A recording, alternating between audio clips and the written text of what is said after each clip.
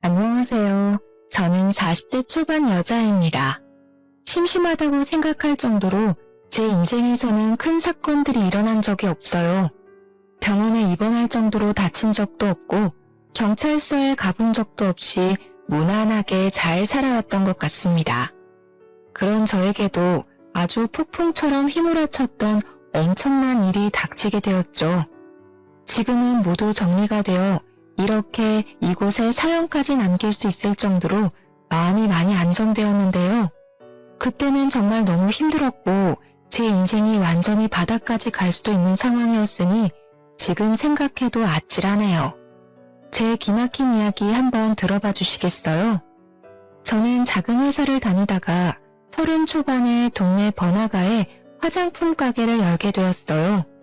정말 감사하게도 가게가 잘 되어서 지금까지도 같은 자리에서 계속 가게를 하고 있답니다.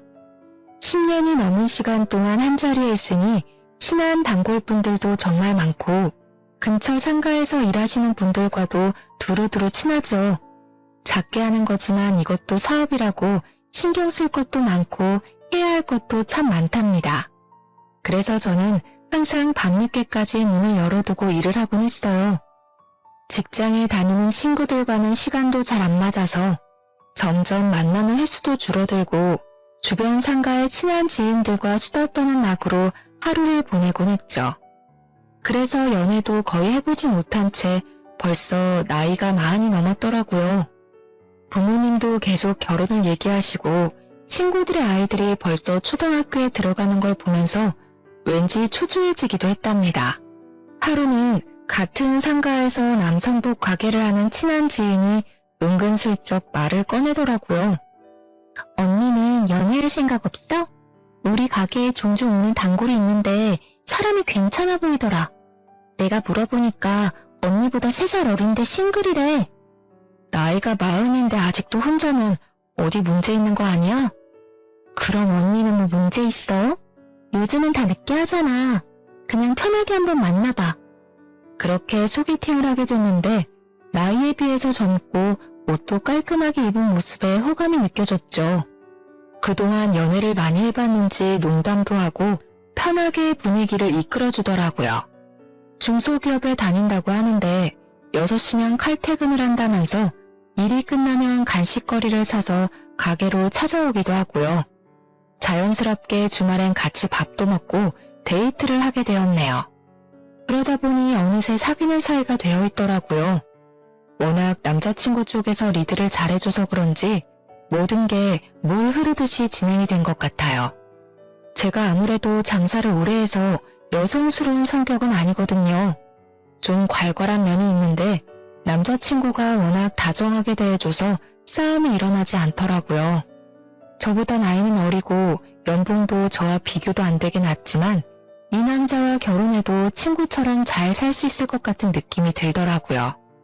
그렇게 프로포즈를 받고 결혼까지 하게 되었는데요. 그런데 남편에게는 다른 가정사가 있었어요. 내가 사실은 초등학생 때 부모님이 다 돌아가셨어.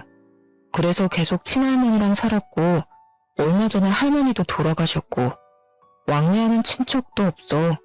사실 아주 외롭게 자랐지. 그래서 말인데 결혼식에 내 하객은 별로 없을 것 같아. 그 점이 좀 걱정이네. 그랬구나. 살아온 얘기 들으니 너무 마음이 찡하네. 그동안 외로웠던 만큼 내가 가족이 되어줄게. 결혼식은 그냥 간단하게 하자. 우리 가족이랑 자기 친구 몇 명만 초대해서 스몰 웨딩하면 되지. 난 괜찮아. 친정 부모님은 무슨 재혼도 아니고 결혼식을 그렇게 번갯불에 콩 볶아 먹듯이 하냐고 언짢아 하셨죠. 남편은 모아둔 돈도 없어서 제가 사는 아파트에 들어와서 살게 되었거든요. 저는 남편이 저보다 어리고 제가 금전적으로는 더 나으니까 상관없다고 생각했어요. 젊으니까 둘이 열심히 벌면 금방 일어날 수 있을 거라고 생각했고요.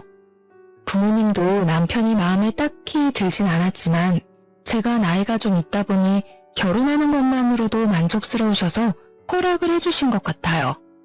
그렇게 제 명의의 아파트에서 신혼살림을 시작하게 되었답니다.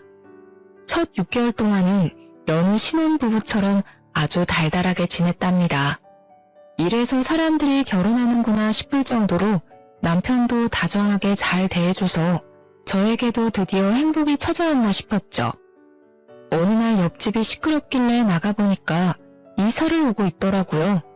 그리고는 몇 시간이 지나고 초인종이 울리더라고요. 문을 열어보니 젊은 여자가 4~5살 정도 돼 보이는 남자아이와 함께 서 있더라고요. 사람 좋게 웃으면서 저에게 떡 접시를 내밀었죠. 오늘 옆집에 이사 왔어요. 앞으로 잘 부탁드린다고 떡을 좀 가져왔어요. 상훈아, 인사해야지. 반가워요. 아주 귀엽게 생겼네. 몇 살이야? 4살이에요. 혹시나 아이가 시끄럽게 해도 이해 조금만 부탁드려요. 저희는 괜찮아요. 우린 저녁 늦게나 들어와서 듣지도 못할 텐데요. 남편분이랑 둘이 사시는 거예요? 부럽네요. 전 애기랑 둘만 살거든요. 제가 당황해서 대답을 고민하던 사이 갑자기 애가 우리 집으로 쏙 들어가 버리는 거예요. 애를 잡으려고 옆집 여자도 저희 집으로 들어왔습니다. 그래서 얼떨결에 같이 차 한잔 마시면서 이야기를 더 나누게 되었죠. 저보다 7살이나 어린데 혼자 아이를 키운다니 짠한 마음이 들더라고요. 대화해보니 나쁜 사람 같지 않고 해맑은 성격인 것 같아서 조금씩 친해지게 되었답니다.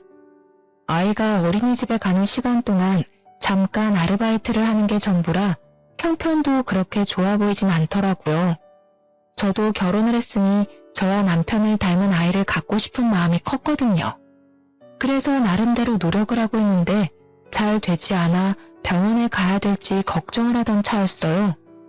옆집 아이를 보니 저를 보고 웃고 장난치는데도 너무 귀엽고 예뻐서 저런 아들 하나 가졌으면 좋겠다는 생각이 저절로 들더라고요. 그러다 보니 아이하고도 장난치며 점점 스스럼 없이 지내게 되었죠. 제가 화장품 가게를 하다 보니 샘플이나 남는 화장품이 많거든요. 그래서 몇 번 화장품을 가져다 주니까 자기 나름대로 남을 묻혔다고 가져다 주고 과일도 갖다 주면서 서로의 집을 왕래하는 경우도 늘어나게 되었어요.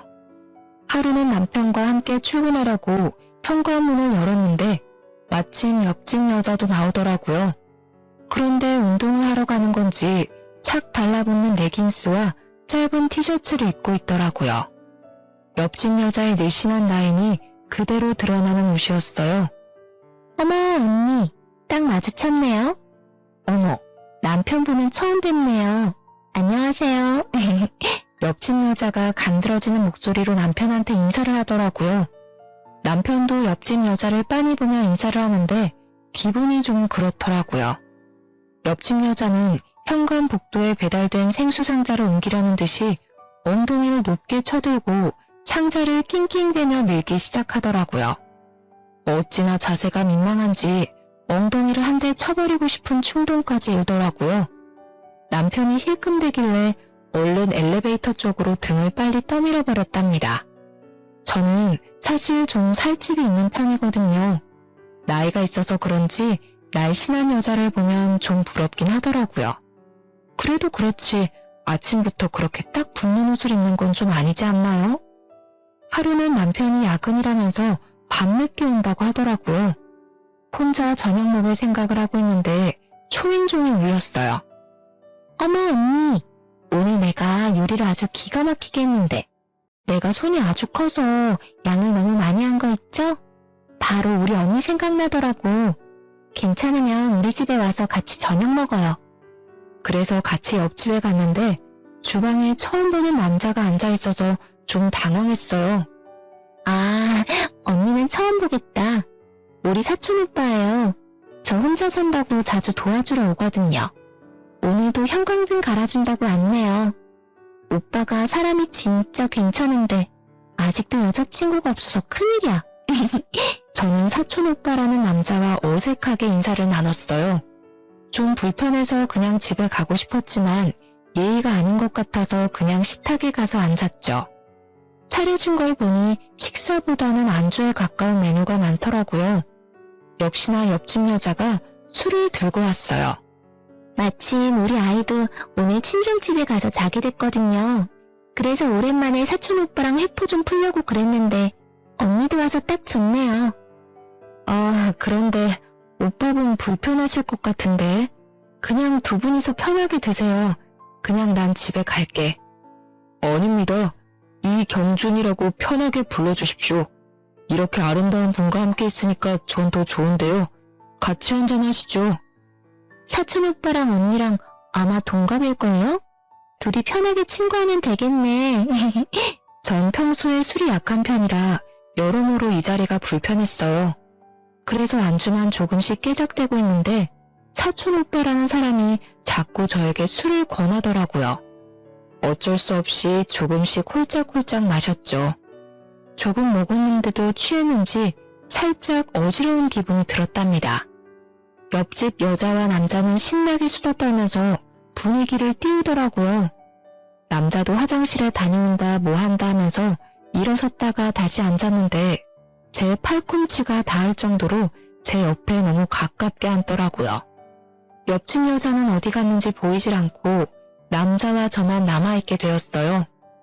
제가 처음 본 순간부터 얘기했지만 정말 아름다우십니다. 그러면서 남자가 제 손목을 슬쩍 잡는 게 아니겠어요? 저는 너무 놀라서 벌떡 일어났습니다. 지금 뭐 하시는 거예요? 저 유부녀예요. 동생한테 못 들으셨어요? 저는 기분이 너무 불쾌해져서 집으로 와버렸어요. 그 일이 있은 후에는 일부러 옆집이 나가는 소리가 들리면 한참 후에 나가는 식으로 옆집 여자를 좀 피하려고 했답니다. 그렇게 시간이 꽤 흘렀을 때였는데요. 저녁밥을 하고 있는데 초인종이 울렸어요. 직감적으로 옆집 여자라는 생각이 들어서 문을 안 열려고 했는데 글쎄 남편이 이미 열었더라고요. 어쩔 수 없이 현관으로 나가보니 옆집 여자가 끈 나시티 하나에다 짧은 반바지만 입고 서 있는 거 있죠? 언니, 요즘 많이 바쁜가 봐요. 통 얼굴을 못 보네요. 우리 아들이 먹고 싶다고 해서 김밥 좀 많이 했거든요. 좀 드셔보세요. 아이고, 나가서 사 먹는 김밥처럼 정말 잘 싸셨네요. 정말 잘 먹겠습니다. 잠깐 들어오실래요? 이제 밥 먹어야 되는데 들어오긴. 밥을 벌써 다 해서 김밥은 내일 아침에 먹으면 되겠네. 암튼 고마워. 잘 가. 저는 옆집 여자를 서둘러 보내버리고 남편도 얼른 식탁에 앉으라고 큰 소리를 냈죠. 남편이 마지못해 와서 밥을 먹더라고요. 당신보다 나이가 한참 어려서 그런가? 애엄마인데도 엄청 몸매가 좋으시네. 누가 보면 당신이 애엄마인 줄 알겠어. 나이가 어린 건 어떻게 알아? 내가 말도 안 해줬는데. 아, 딱 보면 몰라? 훨씬 어려 보이는구만. 당신도 관리 좀 해. 맨날 가게에서 앉아만 있으니까 뱃살이 더 나오잖아. 좀 그만 좀 먹고. 나이 많아서 살도 안 빠지는 거 몰라? 가뜩이나 몸매가 훤히 드러나는 옷만 입는 옆집 여자도 거슬리는데 남편이 자꾸 옆집 여자와 저를 비교하니까 화가 솟구쳤습니다. 그 후로도 옆집 여자가 몇 번을 망치를 빌리러 온다거나 뭘 물어본다거나 한다면서 자꾸 밤에 찾아오더라고요. 그때마다 남편하고 얼마나 간드러지게 대화를 하는지 한 번은 날 잡아서 말을 좀 해야겠다고 생각하고 있었죠. 남편이 계속 늦게 들어오고 대화도 예전처럼 많지도 않아서 같이 있으면 좀 서먹한 느낌까지 들더라고요. 이럴 때 아기가 있으면 아기 재롱에 같이 웃기도 하면서 살면 얼마나 좋을까 하는 마음이 자꾸 생기더라고요. 하지만 한약도 먹어가며 노력을 해봐도 좋은 소식은 쉽게 찾아오지 않았답니다. 온 신경이 아기 생각에 쏠려서 한 달 한 달 기대와 실망을 반복하며 지내니 제 자신조차도 황폐해져가는 기분이 들었어요. 밖에서 저보다 나이 어린 여자들이 유모차를 끌고 가는 모습을 보면 얼마나 부럽고 좋아 보이던저. 나는 저런 행복을 영영 느껴보지 못하는 게 아닐까 하는 조급함이 밀려오고 좀 더 어릴 때 결혼을 했어야 했다는 후회도 들곤 했어요. 남편과의 사이를 좀 돈독하게 만들어 보려고 오랜만에 주말에 밖에서 데이트를 하자고 했죠. 남편이 어찌나 귀찮은 표정으로 싫은 티를 내던지 서운하더라고요. 어르고 달래서 현관문을 나서는데 옆집에서도 인기척이 나는 게 아니겠어요? 옆집 여자가 착 붙은 원피스를 입고 아들 손을 잡고 나오더라고요. 어머 언니, 오늘 너무 예쁘시네요. 어디 좋은 데 가세요? 주말이니까 남편이랑 데이트 좀 하려고. 어머, 너무 부럽네요. 어디 가는데요? 저도 날씨 좋아서 우리 아들이랑 산책하려고 나온 거거든요. 그때 아이가 남편에게 달려오더니 남편 손을 탁 잡는 게 아니겠어요. 남편이 당황해서 저와 옆집 여자를 번갈아 가면서 쳐다보더라고요. 아이가 남편 손을 막 잡아 끌고 엘리베이터 앞으로 가서 어쩔 수 없이 같이 나가게 되었어요. 아파트를 나서서 걸어가는데 아이가 남편 손을 꼭 잡고 걷고 그 옆에 어느새 옆집 여자가 붙어서 걸어가고 있더라고요. 엉겁결에 저는 맨 뒤로 뒤쳐져서 따로 걷게 되었죠.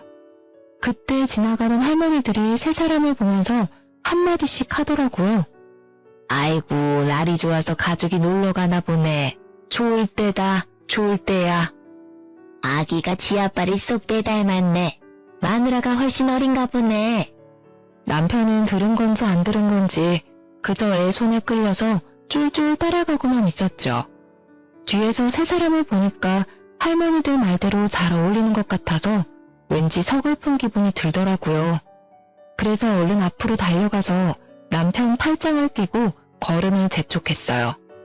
우리가 극장에 가야 돼서 좀 서둘러야 할 것 같네요. 그럼 다음에 봐요. 제가 남편을 데리고 빨리 걸으니까 옆집 여자가 입을 삐죽이더라고요. 저는 그렇게 옆집 여자와 아이를 남겨두고 남편과 차를 타고 출발을 했죠. 그렇게 남편과 극장에 갔지만 남편이 자꾸 틱틱대서 분위기를 다 망치고 말았어요. 결국 대판 싸우고 저녁도 안 먹고 집에 와서 쫄쫄 굶었답니다. 그렇게 남편과 저는 숨만 쉬어도 싸우기 시작했는데요. 결혼 초기만 해도 남편은 생활비를 꼬박꼬박 줬었거든요.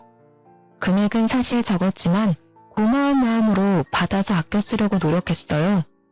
사실 벌이는 제가 더 괜찮았기 때문에 그걸로 남자 자존심을 갉아선 안 된다는 마음이 커서 제가 얼마 버는지도 말하지 않았었고요.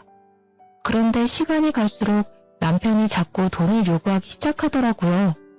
어느 날은 10만원, 어느 날은 50만원, 이런 식으로 자잘하게 자꾸 돈을 빌려달라고 했어요. 저는 그때마다 계좌이체를 바로 해주었는데요. 큰 금액이 아니니까 부부 사이에 바로 달라고 하기에도 좀 그렇더라고요. 그래서 그냥 남편에게 용돈을 준다고 생각하고 넘기고 있었죠.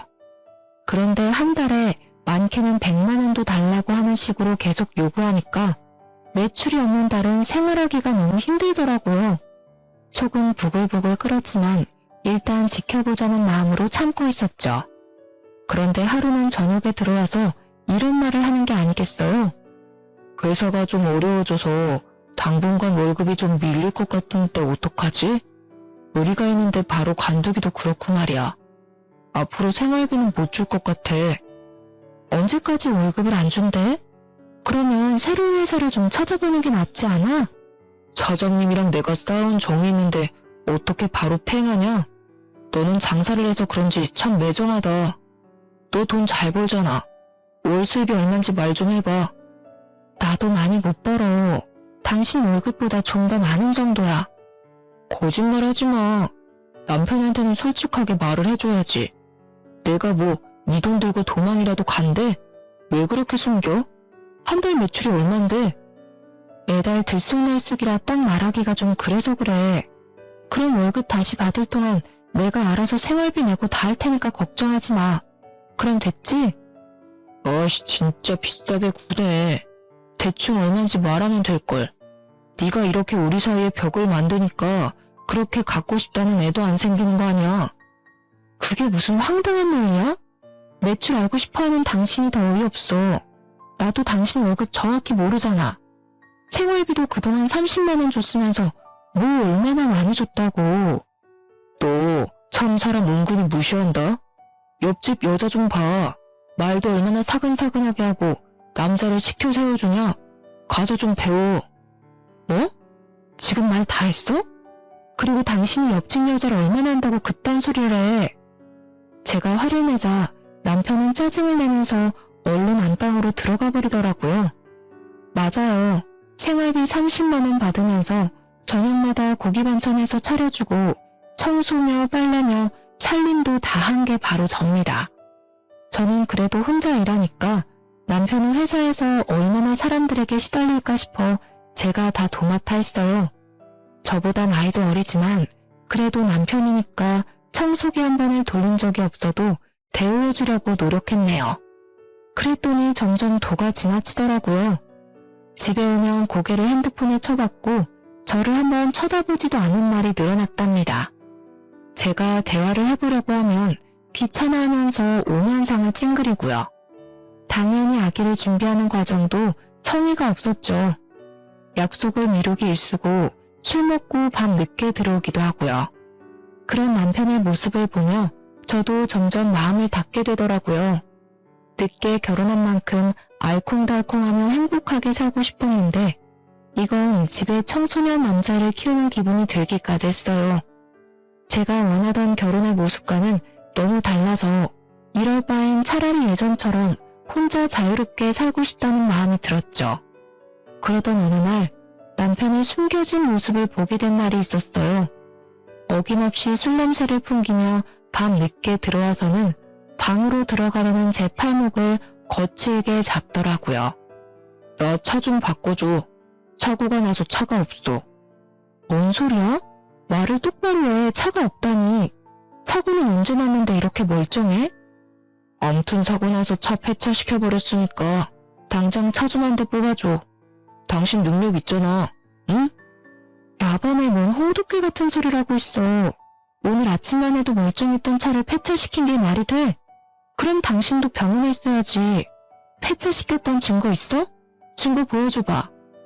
아이씨, 무슨 증거야. 누가 꼰대 아니랄까봐 진짜. 야, 하늘 같은 남편이 차 뽑아달라면 알았다고 하면 될 것이지. 뭔 말이 그렇게 많아? 안 되면 할부로라도 사줘. 당장 타고 다녀야 될 거 아니야. 내가 내일 계약할 테니까 당신이 명의만 좀 빌려줘. 말도 안 되는 소리 그만해. 차 사기만 해봐. 당장 급하면 내 차 타고 다녀. 그럼 되잖아. 어이씨, 진짜 더럽게 말 안 통하네.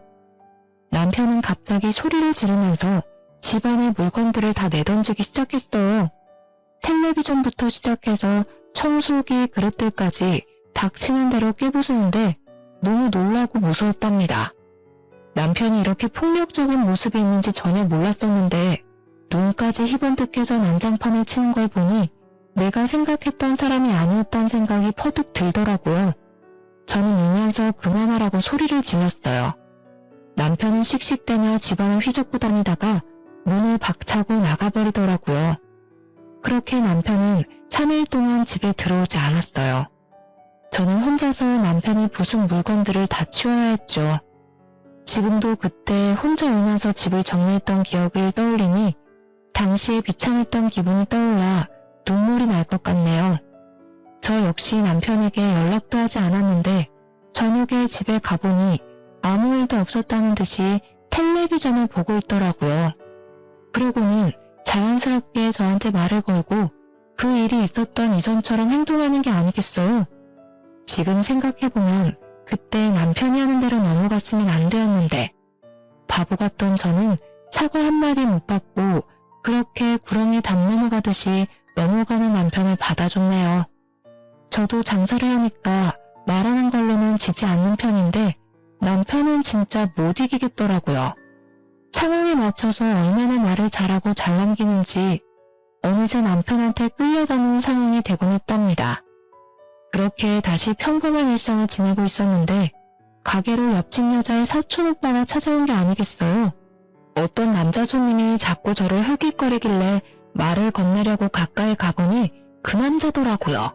제가 놀라서 쳐다보니까 남자가 씩 웃는데 기분이 좀 그렇더라고요. 그동안 잘 지내셨어요? 제가 찾아와서 놀라셨죠? 아, 네. 좀 당황스럽네요. 화장품 사러 오신 거예요? 여기가 제가 하는 가게인 거 알고 오신 거예요? 네. 이 근처에 뭐 사러 왔다가 여기서 화장품 가게 하신다고 사촌 동생이 말했던 게 기억이 나서요.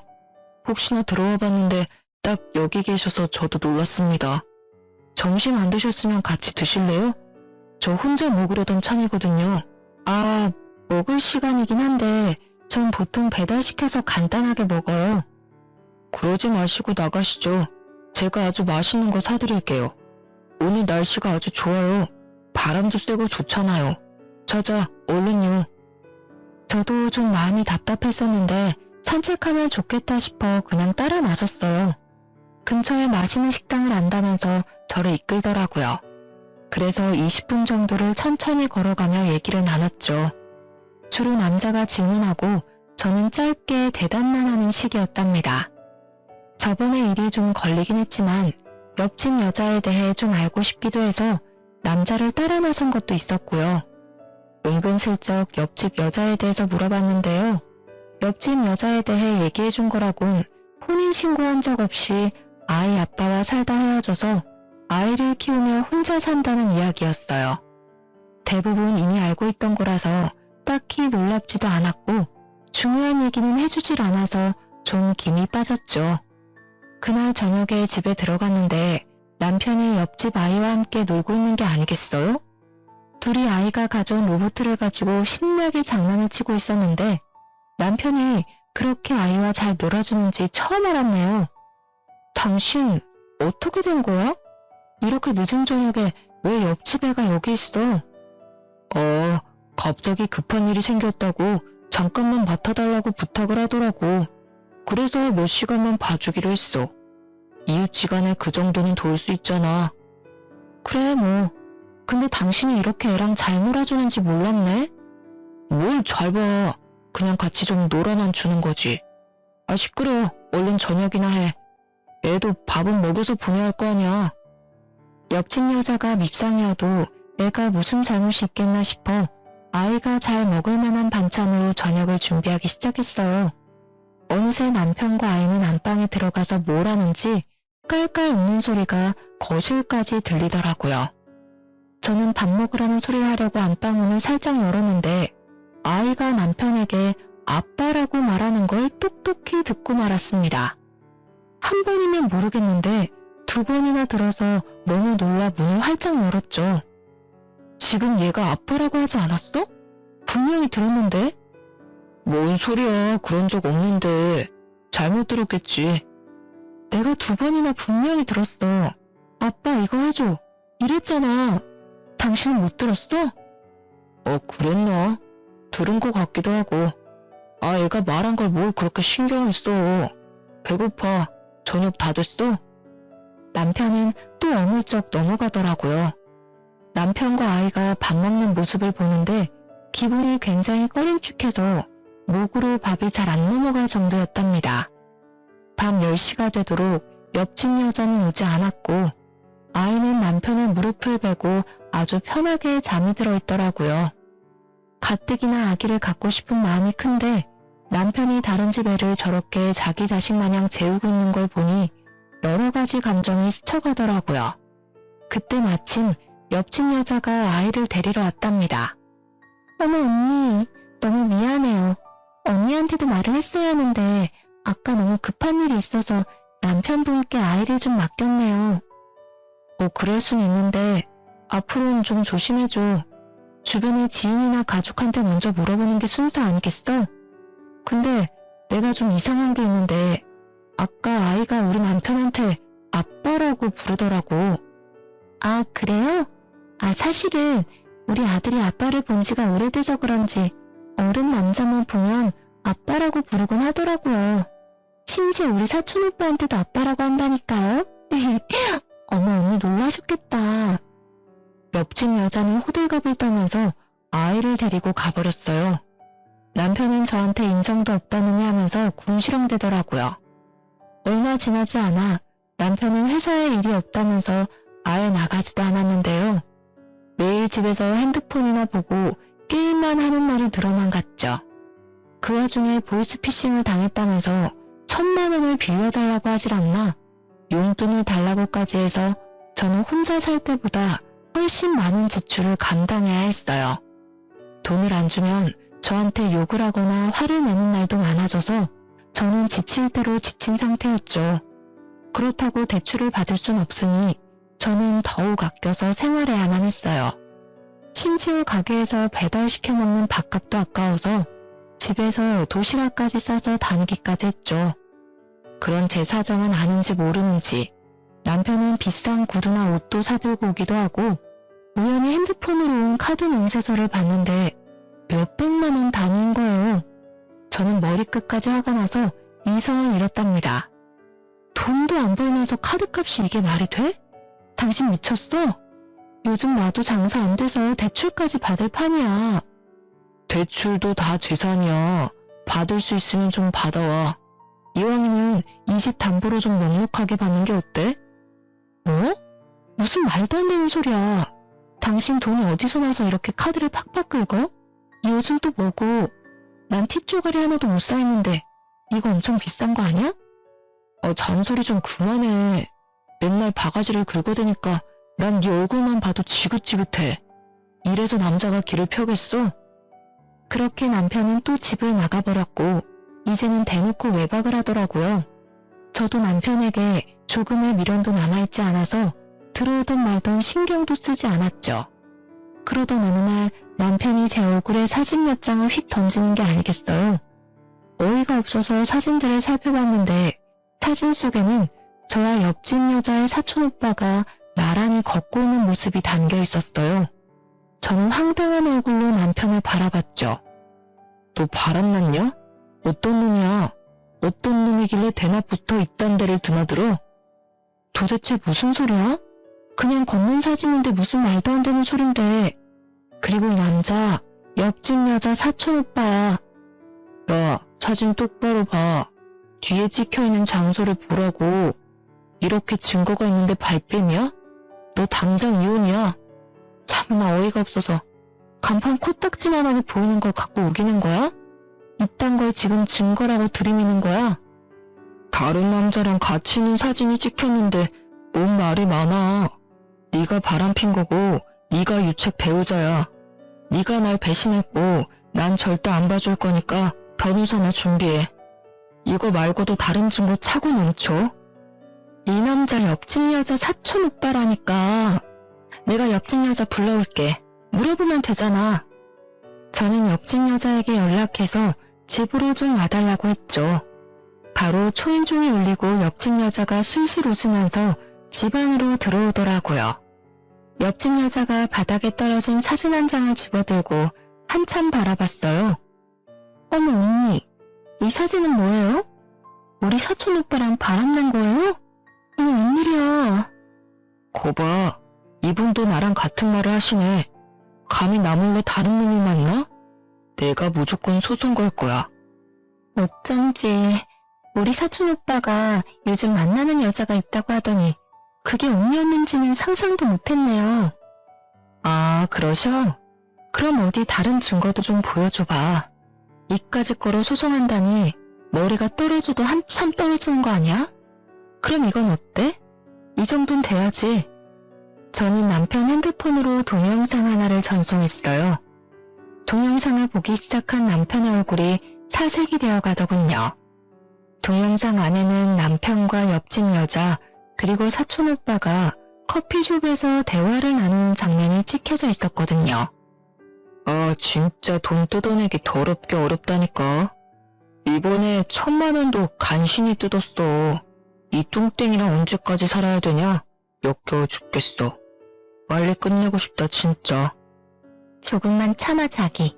증거 조금만 더 만들면 바로 작업 들어가자. 나도 우리 자기 그 여자 옆에 두는 거 살떨리기 싫어.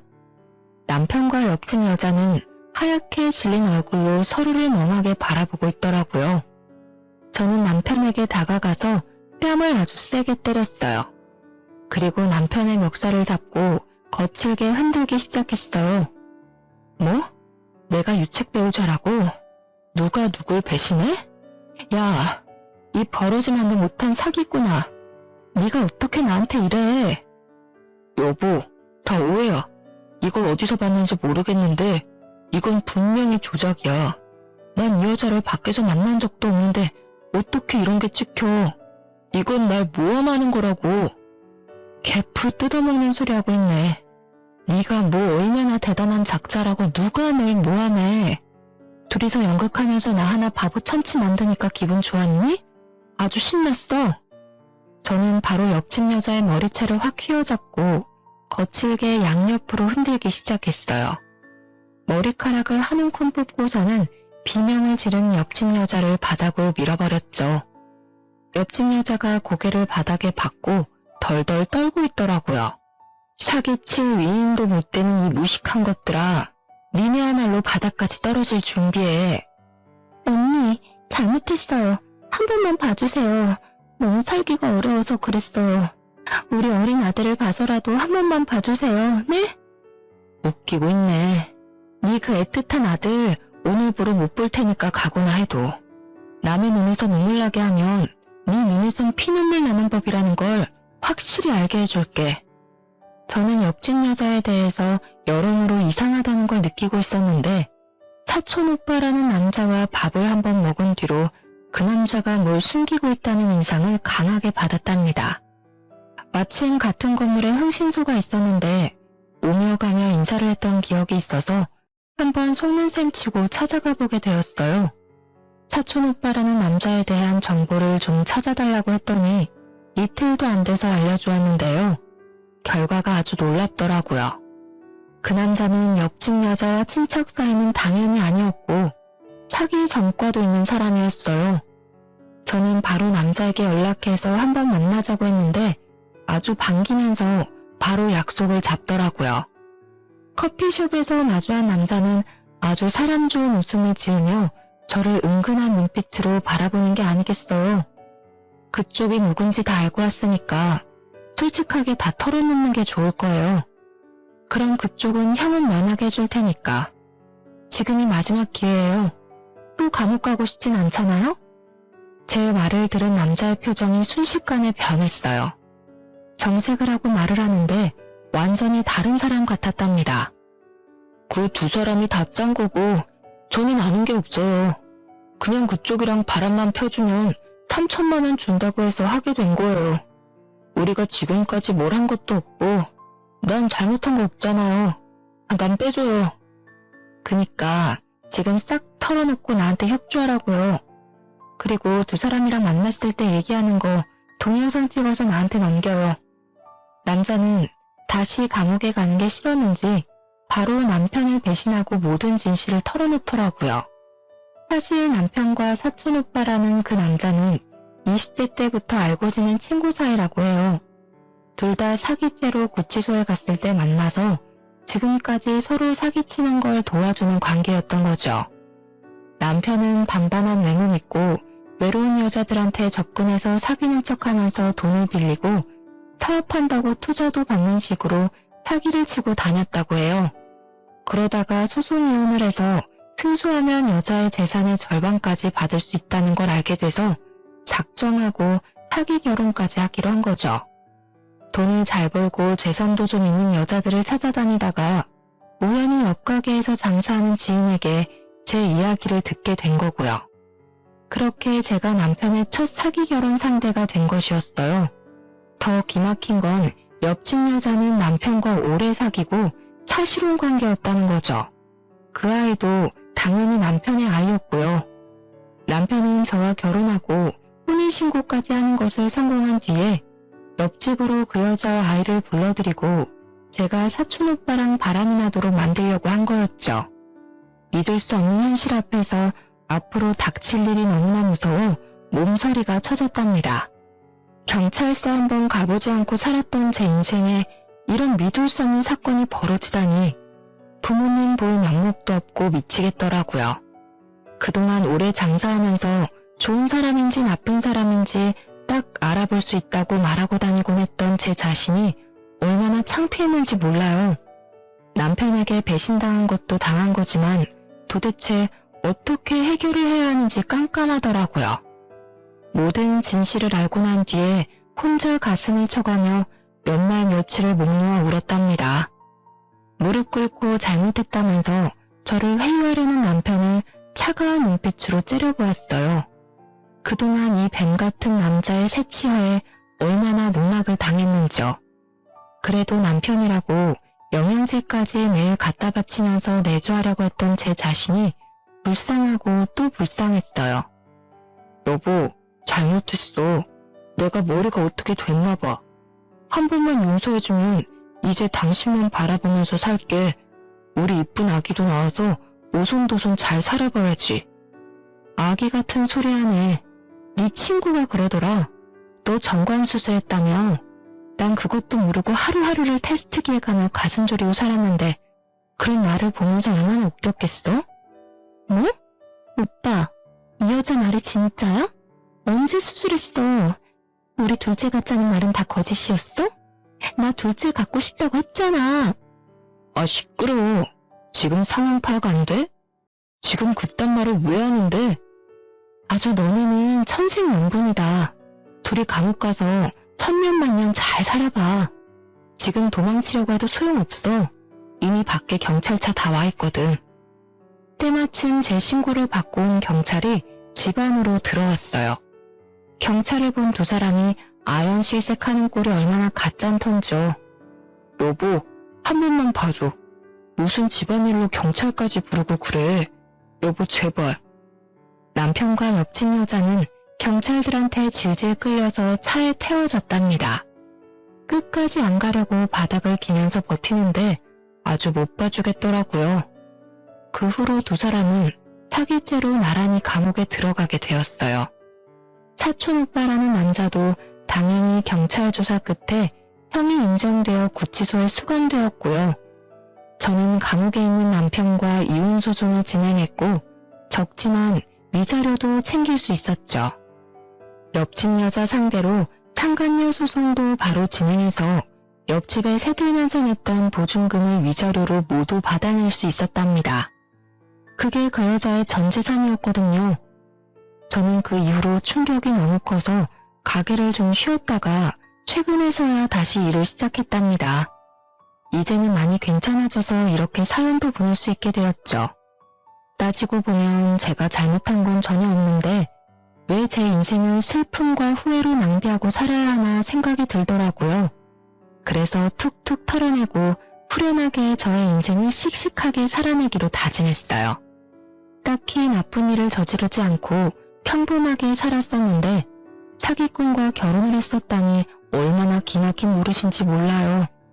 그 뒤로는 사람을 만날 때 더욱 조심하게 되더라고요. 제 기막힌 사연 들어보시니 어떠셨나요? 여러분도 사람을 만날 때 어떤 사람인지 잘 따져보시고 만남을 이어가시면 좋을 것 같아요. 제 이야기 들어주셔서 감사합니다. 모두 행복하세요.